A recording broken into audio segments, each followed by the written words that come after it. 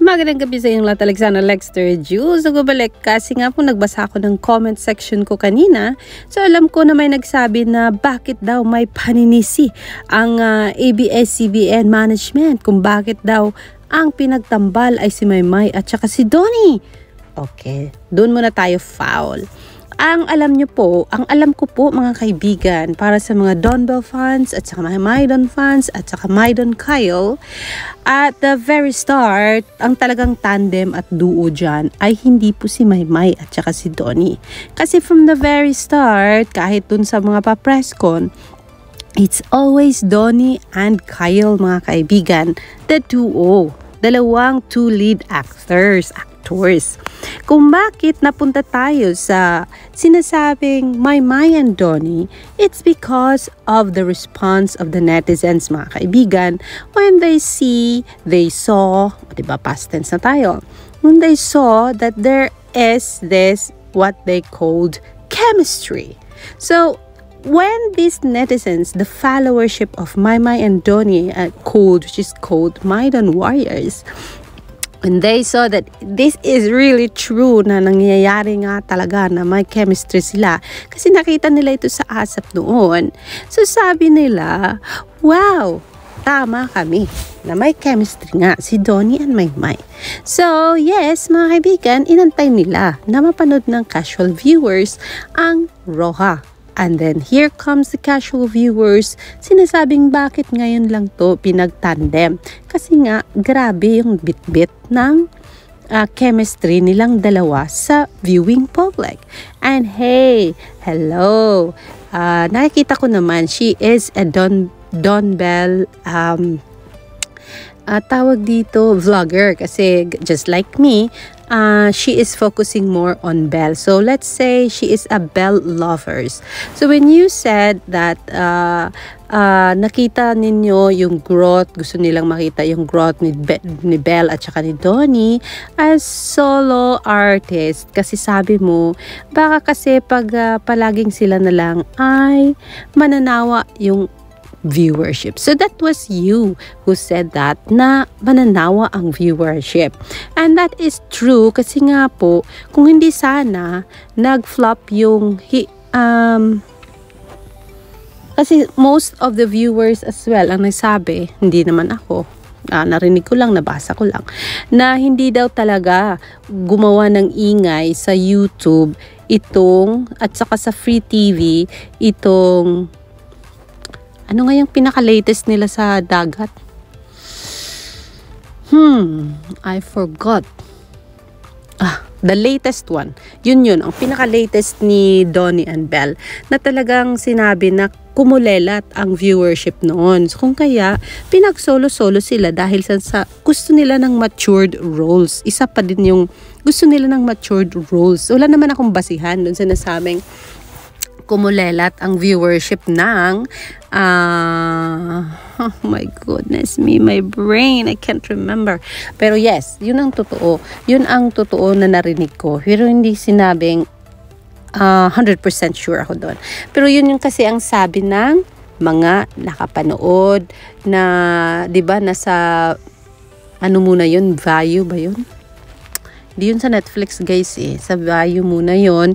Tapos nilagay sa YouTube yata at kumulelat yung viewership. Mapanood nga natin ang kaso nga lang hindi ko nga maalala yung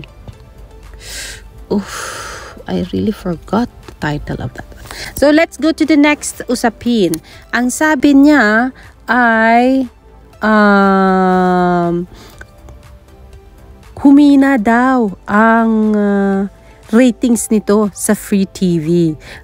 Hello, ang sabi niya, mas malaki daw ang rating ng Sanggang Dikit kumpara sa Roja.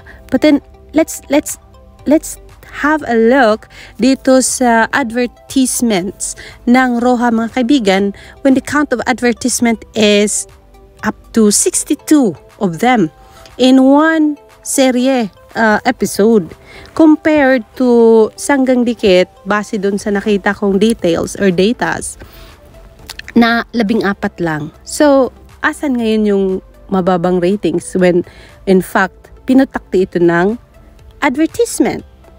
Hey, kasi nga daw, hindi maganda yung pag-deliver ni Maymay ng mga linyahan kasi daw, parang anong sabi nila doon? Kayo lang din nagsabi, di ba? Para daw nag-oral recitation. Hi, hello. So yes, mga kaibigan, you don't have to shout if you don't need to. You don't have to cry kung wala namang iiyakan. And you don't need to raise your voice when you can just use your tawag doon, classroom voice, bedroom voice, mga ganon. So, and yes, compared naman talaga. When you, if you want to compare it, mga kaibigan, Maymay Entrata is so new in the industry. She started acting roles just few years ago. Compared to Bel Mariano, which masasabi natin she started show business when she was 9. And she's now 22? 23? So, she is how many years in the showbiz industry? So, yun po ang dapat tignan natin. And yes, mga kaibigan, kakaumpisa lang ng Roja. It's just like 3 weeks or 2 weeks kasi November started to ng November 21 eh. November 21 and now December 1. So 11 days pa lang. And nasa top spot siya ng Netflix. Now nasa the other day was in the 3rd spot kasi nga po walang upload si Netflix. At saka bumalik siya ng top 2. Gawa ng bumalik na nga yung mga episodes sa Netflix. So, while looking at the statistics, when Roja ay kakaumpisa lang, at nakikita naman natin gaano siya minahal ng masa. So, yun po tayo. Dun tayo ngayon, may question mark. Sino nga yung pangalan ng vlogger na ito? I just forgot her name. Okay, let's go. Kasi naka-video call. Wait. I forgot. Sandali lang. Kind of. Hindi ko na mahanap. So, yes, mga kaibigan, let's not be judgmental. Kasi kung makita mo, love na love ng masa ang Roja. So, alamin na lang natin hanggang sabi mo, hindi to tatagal. Kasi, kung hindi man siya tatagal, at least, di ba, nakita natin yung acting ni Maymay na minahal ng masa.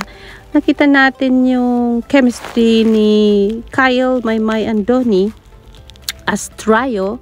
And then, nakita natin na minahal ng advertisers yung Roja. At saka,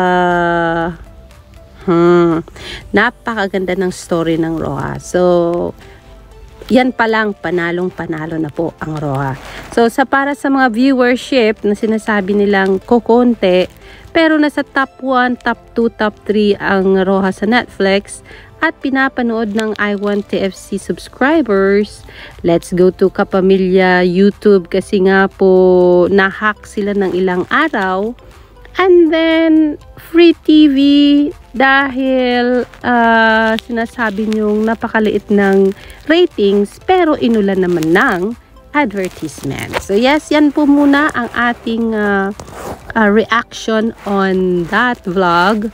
And congratulations to Bel being the Anak Bata Anak TV Makabata awardee, and to Donnie as well. And yes, also to Kyle Echari and Kai Montenola. Alamin na lang natin saan pupunta ang teleseryeng Roja, kung saan for me napakaganda po. Mala Korean po ang flow ng story at ang gagaling po nilang lahat. This is Alexander Lexter Jules. Let's not see na ito ay about Donnie and Maymay, kasi ang alam ko, the story started between the friendship of Donnie and Kyle. Plus na lang po yung pagkakaibigang Donnie, Maymay, and Kyle, mga kaibigan. Alexander Lexter Jules, magandang gabi po.